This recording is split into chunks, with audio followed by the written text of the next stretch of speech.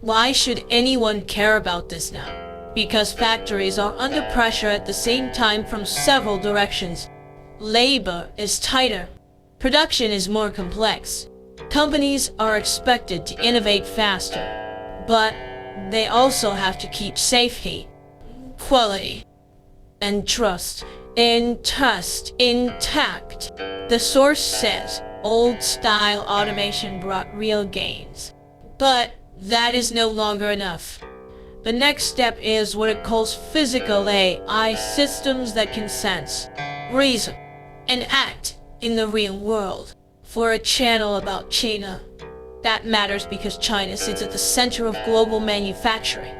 If this shift becomes real, it could shape how Chinese factories compete, how supply chains react, and how much human oversight remains on the shop floor. So the question is not simply whether factories can add more AI. It is whether they can do it without losing control. In this article, physical AI is not just software that analyzes spreadsheets or predicts demand. It means intelligence that can work in the physical world. The source describes systems that can perceive conditions, reason about what is happening, and then act through robots, autonomous systems, or AI agents. That sounds simple, but the tension is important. Traditional automation is good at repetition. It is less good when the environment changes. Human workers bring context and judgment, but they do not scale the same way. The article argues that physical AI is supposed to bridge that gap. People set the intent. Intelligent systems execute, monitor, learn, and improve over time. That is a bigger claim than routine automation. It suggests a factory where AI is not just reporting on operations, but helping run them inside changing, messy, real industrial conditions. The article keeps returning to one idea: trust. It says intelligence alone is not enough. If AI is going to influence safety-critical or mission-critical processes, manufacturers need security, observability, governance, and policy controls built into the platform. In plain terms, managers need to know what the system is doing, why it is doing it, and whether it is staying inside the rules.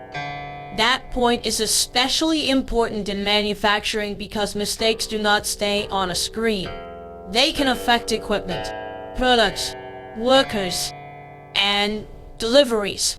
The source argues that without trust, adoption stalls. That is the real tension in this story.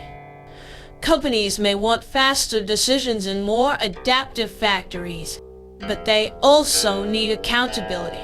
For China, where manufacturing scale is so large, the issue is not only whether AI works in a demo, it is whether it can be watched, checked, and governed at scale.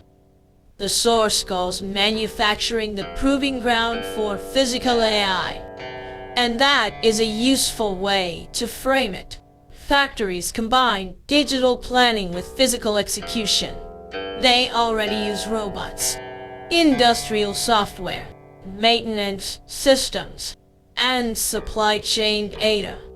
That makes them a natural place to test whether AI can move beyond analysis and into action. The article gives examples like optimizing production lines in real time, coordinating maintenance on quality decisions, and testing production changes in simulation before moving them onto the factory floor. That last part matters because simulation lowers risk. It lets companies explore changes virtually before machines and workers are affected.